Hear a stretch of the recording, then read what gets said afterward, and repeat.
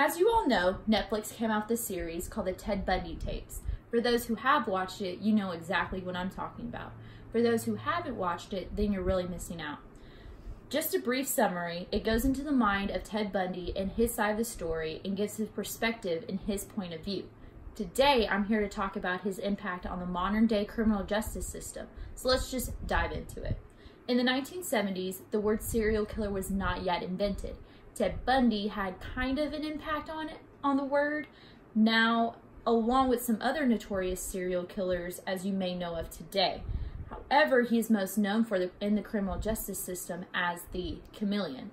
According to the Crime Museum, several people contacted authorities to report Bundy as a matching suspect. However, police constantly ruled him out because he seemed like an upstanding character and was really a clean-cut person.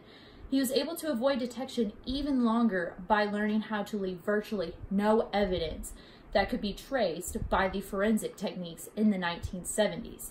Because of Bundy's looks and how he could blend in and charm everyone around him is part of the reason why he wasn't caught for so long. Today, it doesn't matter what you look like. If the evidence is there and your DNA is at the crime scene, you're automatically considered a suspect. Which leads me to my next point. I mentioned before that in the 1970s, there was little to no forensics to help catch murderers. I'm talking about DNA testing, forensics, fingerprinting that was needed to help catch criminals.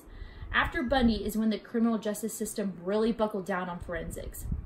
According to Douglas P. Lyle, he said the only piece of evidence that the police had to work with was a bite mark. That was the only piece that they had from Bundy at the time. Now we have the technology where we can collect basically anything that we retrieve at the crime scene. Lastly is how Bundy made correctional officers more assertive in their job. Now, I'm not saying that officers weren't as assertive before, but Bundy did escape jail not once, but twice.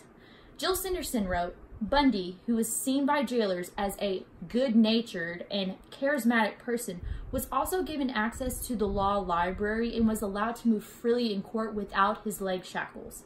That is until one day when Bundy was in the law library during a recess where he leapt from a second-story window of the courthouse, dropping 30 feet. When the guard who had been standing outside the library's door returned to the room to get him, Bundy was gone. Now we have officers looking over prisoners 24/7, still handcuffed and not roaming around freely. The second time Bundy escaped, there was really nothing officers could do. Because of his brains, Bundy was able to lose 100 pounds and slim himself through the ceiling of the jail.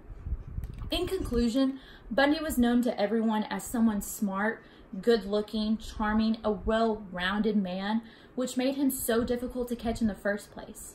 Now we have the technology and the resources to catch criminals like Bundy and put them away. We also have better facilities to keep criminals in so they won't escape. I hope this speech really gives you a perspective of how different times were then than they are now. Also, I hope it helped you want to watch the Ted Bundy tapes and really just be amazed and informed about Ted Bundy. Thank you.